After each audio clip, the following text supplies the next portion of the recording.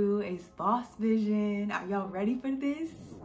Are y'all ready for this? This is a whole new lane for me. I'm so excited.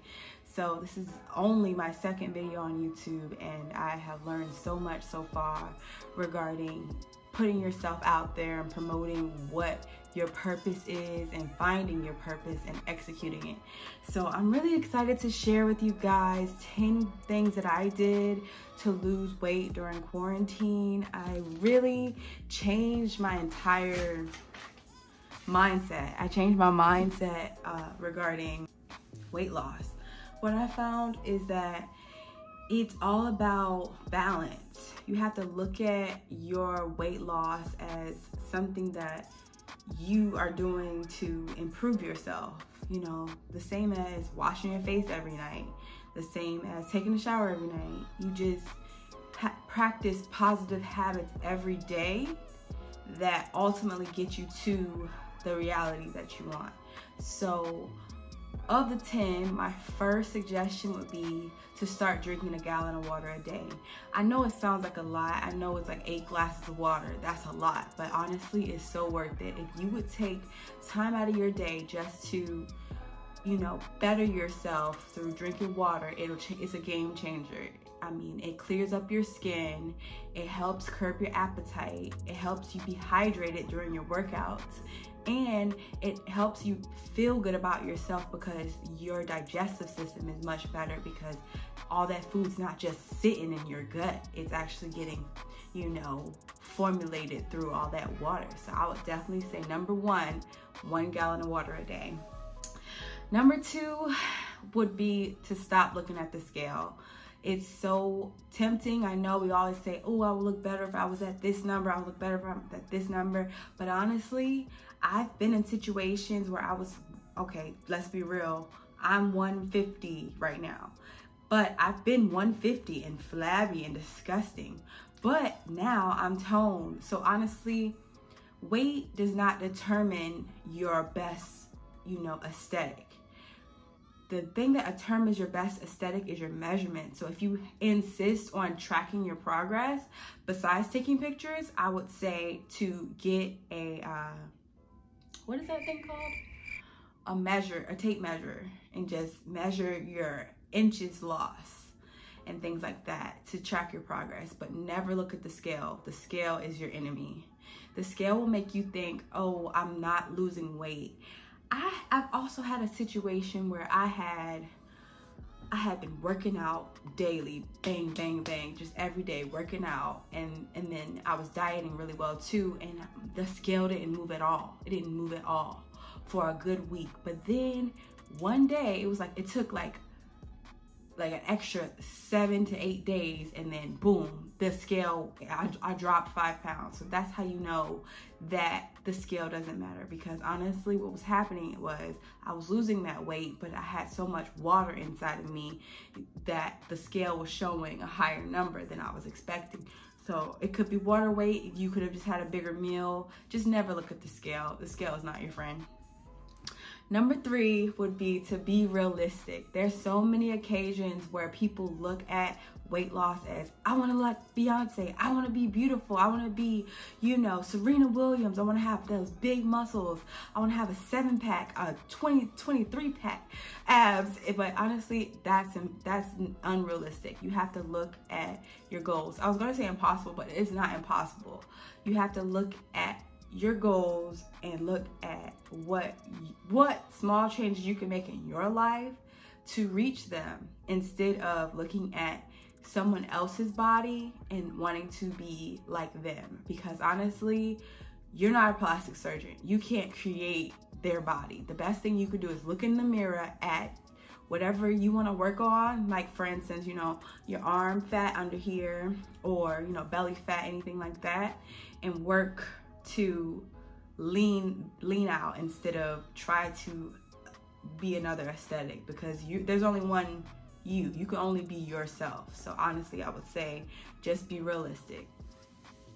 Number 4, drink green tea. When I tell you green tea has changed my life, Oh my God. So the number one thing that I do every morning before I brush my teeth, before I get comfortable, is I boil me some water so I can get that started, so I can make me some green tea, because I know how important it is. Me a cup of green tea every morning, and when I tell you it's a game changer, it just reinvented my perception of life, honestly. So instead of being hungry all day, I have green tea, and green tea curbs your appetite. It is a fat burner, and it has great antioxidant properties that build your immune system. So there's so many great benefits about green tea. I can go on and on about it, but it's so important to incorporate in your daily routine. It will definitely change your life. Number 5 is to be consistent with your exercise routine. So a lot of times we go into exercising and think that we have to switch it up just to shock our bodies. That's a huge myth. You do not want to shock your body. The number one thing you want to do is to build on your strength. So when you have an exercise routine, your body's more inclined to advance, because it remembers those movements from the week prior and it can advance upon those movements. A great example would be when I struggled with push-ups. For a long time, I could only do 5 push-ups, but incorporating push-ups into my routine every week, I can now get out 50, and that is a huge accomplishment for me. Like, I can't believe I can get out 50 push-ups. It's so amazing. Yeah, so I would definitely say be consistent with exercise and do the same moves each week, but you can increase the weight. A lot of times people keep the same weight and they're wondering why their body has plateaued. You have to change. If you increase the weight, you'll increase the intensity of the movements. And that leads me into my 6th point, that you're supposed to replace cardio with strength training. So a lot of times people think, oh, I'm gonna get really fit and just run for 20 miles. No. You're gonna run for 20 miles and have no booty, you have no definition, you just be flabby. I mean, a lot of people, it's possible to get a nice looking figure with cardio, but it's really not gonna help you out in the long run. Just with your endurance and your resistance training. Strength training really changed my life. Like, literally, I know I said you can't make yourself Beyonce, or you can't sculpt your body, but honestly, strength training can definitely transform your figure. It can tighten your curves and make you have a more appealing look than you did, genetically. So I would definitely say strength training instead of cardio, because if you just burn out an hour of cardio, all you did was, just overheat your body and just you burned calories, but you didn't build muscle. And building muscle is where you get the beautiful, aesthetic. So that's the goal. Always stay with strength training. And then strength training is definitely less tiring, because all you're doing is focusing on building the muscle instead of focusing on how long you could do a movement. So cardio is more of endurance, and you're just going. I know a lot of people, it's so boring just running on the treadmill. That is extremely boring. So I would definitely say just switch to strength training. Just power it out. Like, start with, light weights, 5 pounds, and then move up to 8 pounds, and then get yourself up to 10 pounds. Like, just believe in yourself. Honestly, I think that is the way to go. And then you burn way more fat with strength training. The fat will just fly off of you because you're building your muscles up, and you're burning. You get that afterburn. That thing is powerful. So you'll be lifting weights, and then once you go home, you're still burning calories, because the training with resistance is still working. Your muscles are still working. Your body is still working overtime to recover from that, exercise. So number 7 would be apple cider vinegar. Now this is a little, what's the word? Trying to think. Controversial.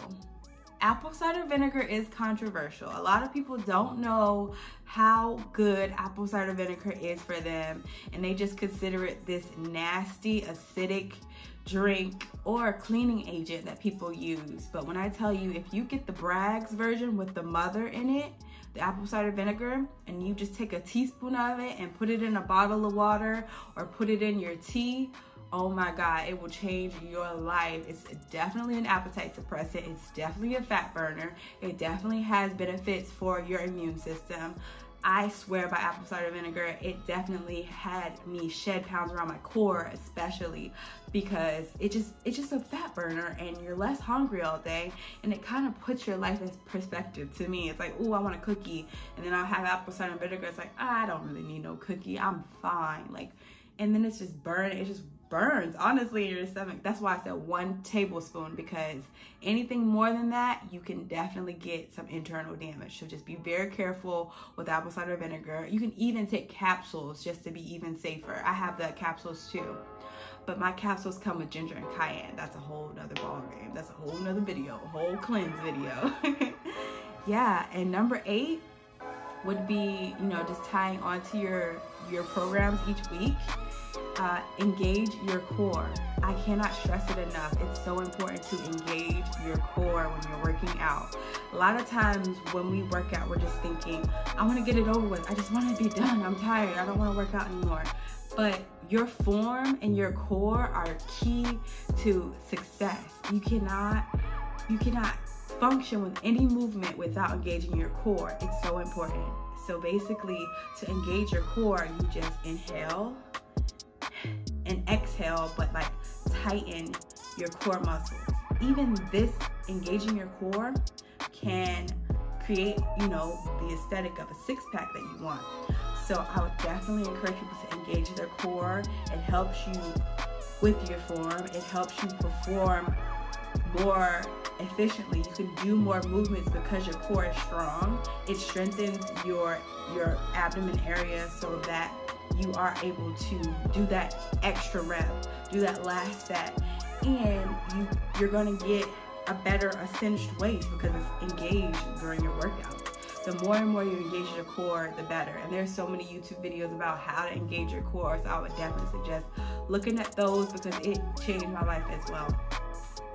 Number 9 is never forget to stretch. That is so important. When I tell you, I remember when I first got into fitness, I would just go to Planet Fitness and work out and just, you know, be all over the place, killing it with heavy weights, all these weights thinking I'm killing it, and then just go home. First of all, I didn't warm up, that was horrible, but to not stretch after is deadly, because literally you're telling your muscles screw you, because what you did was just expand and rip your muscles, and you said, I don't want to repair you, so I don't want to stretch. So when you stretch your muscles, you're repairing that muscle. You're recovering from that strenuous exercise that you put on yourself. So I would definitely say always stretch. And plus, if you stretch every day, you know, in your morning routine, it'll definitely increase your mobility. It'll definitely increase your performance during your workouts. You'll definitely become better at working out because you're more, you know, open, your muscles are warmed up and they're more used to that movement, so that you're less likely to give up. And lastly, the most important is to create a plan for each workout.